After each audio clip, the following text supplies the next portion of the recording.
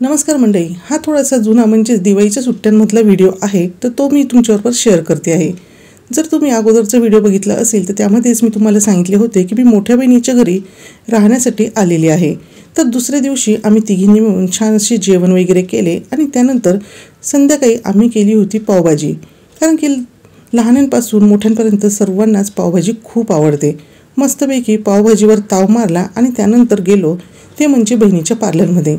माझ्या मोठ्या बहिणीचे छान असे छोटेसे पार्लर आहे आणि तिथे गेले आणि काहीच नाही केले असं तर कधी होणारच नाही। तर लहान बहीण इथे मोठ्या बहिणीकडून केस हे कट करून घेत होती आणि इथे मी तुम्हाला माझ्या बहिणीचे पार्लर हे दाखवत आहे। काही ज्वेलरीसुद्धा इथे तिने विकायला ठेवलेली आहे आणि केस कट करून झाल्यानंतर लहान बहिणीचा आनंद तुम्ही इथे बघू शकतात। अगदी छान असे इथे केस हे कट करून झालेले आहे। त्यानंतर आता हे सर्वजण आले होते ते म्हणजे माझ्या घरी। माझ्या मोठ्या बहिणीच्या मुलीचा नुकताच मेहंदीचा कोर्स झालेला आहे। मग काय आम्हाला सर्वांना उत्सुकता होती की तिच्याकडून मेहंदी हातावर काढून घ्यायची आणि ती मेहंदीसुद्धा अगदी सुंदर काढते बरं का। इथे तुम्ही बघू शकतात लहान बहिणीच्या हातावर, माझ्या हातावर, अगदी लहानांपासून मोठ्यांपर्यंत सर्वांच्या हातावर तिने छान अशी मेहंदी काढून दिली। त्यानंतर काय मग आपलं लहानपण आपण याच लहान मुलांबरोबर जगत असतो, तसंच इथे यांनी छोटे छोटे गेम हे खेळायला सुरुवात केली।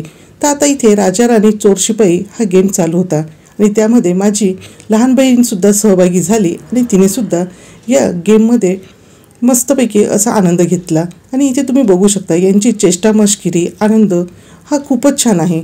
त्यामुळेच तर ह्या काही छोट्या क्लिप्स मी इथे शूट केलेल्या आहे, पण त्या टाकायला वेळ मिळाला नाही। कारण की वर्षातून दोनदाच म्हणजे मे महिन्यात आणि दिवाळी या दोन्ही वेळेस सुट्ट्यांमध्ये आम्ही तिघी बहिणी एकत्र येत असतो आणि मग त्यावेळेस आम्ही खूप मौज मजा करतो आणि एकमेकींबरोबर छान असे आनंदाचे दिवस घालवतो। त्यामुळे यावेळेस आम्हाला सोशल मीडियावर सुद्धा जास्त काही ॲक्टिव्ह राहणेसुद्धा जमत नाही आणि अशा पद्धतीचे छोटे छोटे व्हिडिओ काढून ठेवतो आणि मग तेच आम्हाला वर्षभर पुरतात। आता यानंतर आम्ही आलो होतो ते म्हणजे आमच्या आईच्या घरी। आता इथे तुम्ही बघतायत की चिखल तुडवत अगदी आम्ही कुठेतरी वाट काढत निघालेलो आहोत।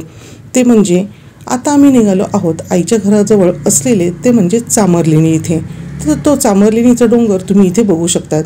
दिवाळीच्या दरम्यानसुद्धा खूप जास्त प्रमाणात पाऊस झालेला होता, त्यामुळे ठिकठिकाणी अशा पद्धतीने चिखल होता। पण काय लहान मुलांना उत्सुकता तर असतेच की आम्हाला जायचं होतं ट्रेकिंगला, त्यामुळे ते मुलं अगदी उत्साहाने या चिखलामधून सुद्धा मार्ग काढत निघाली होती ते म्हणजे चामरलेणीवर जाण्यासाठी।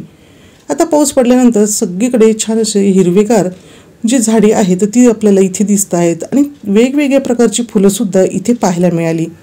आता चामरलेणीकडे जातानाच इथे छान अशी शेतीसुद्धा पाहायला मिळाली। तर आता ही जी फुलं आहेत तर ही कोणती फुलं आहेत ते तुम्ही मला कमेंट करून नक्की सांगा। पण हो, ही गोकर्णाची फुले अजिबात नाही, ही दुसरी वेगळ्या प्रकारची फुले आहेत। आणि या इथे जी शेती होती तर त्या शेतीमध्ये टोमॅटो लावलेले होते।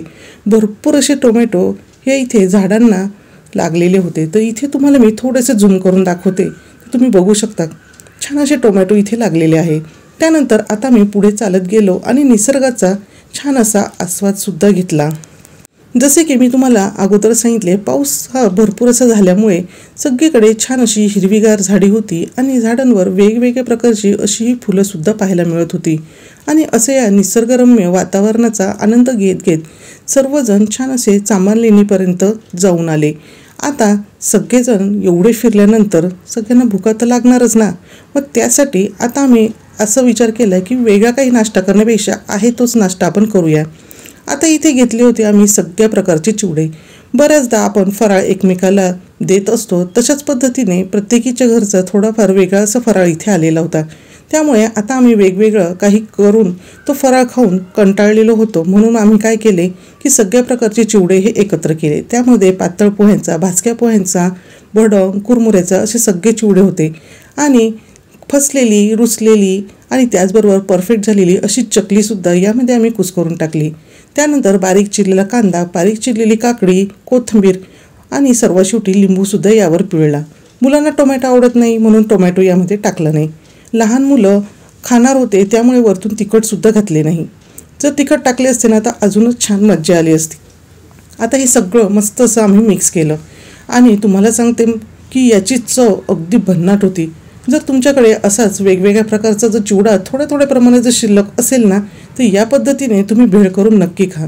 आणि मग काय, वेगवेगळे डिश ताट सारखे काढण्यापेक्षा आम्ही सर्वांनी एकत्रच असा हा नाश्ता करून घेतला. अतिशय चविष्ट असा हा नाश्ता इथे तयार झालेला होता.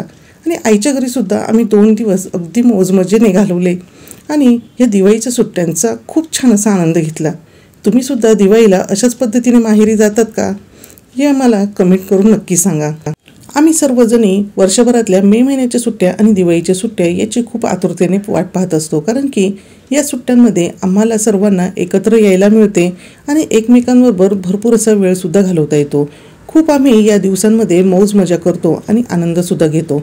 आता संध्याकाळची वेळ होती, त्याचबरोबर तुलसी विवाहसुद्धा चालू झालेले होते. मग काय, लहान मुलांनीसुद्धा फटाके उडवण्याची मजा घेतली आणि छान असे आम्ही इथे फटाके उडवून आनंद हा मिळवलेला होता. यानंतर मी तुमच्यासाठी अगदी नवनवीन आणि त्याचबरोबर उपयोगी असे व्हिडिओ घेऊन येणार आहे. त्यासाठी जर तुम्ही या चॅनलला सबस्क्राईब केले नसेल तर नक्कीच सबस्क्राईब करून ठेवा आणि त्याचबरोबर शेजारील बेल आयकॉनही क्लिक करा, म्हणजे तुम्हाला माझ्या नवनवीन व्हिडिओचे नोटिफिकेशन हे मिळत जातील. चला तर मग तुम्हीसुद्धा दिवाळीच्या सुट्ट्या कशा घालवल्या हे माझ्याबरोबर कमेंट करून शेअर करू शकतात. पुन्हा भेटूया असेच एका छानशा आणि नवीन त्याचबरोबर उपयोगी व्हिडिओसह.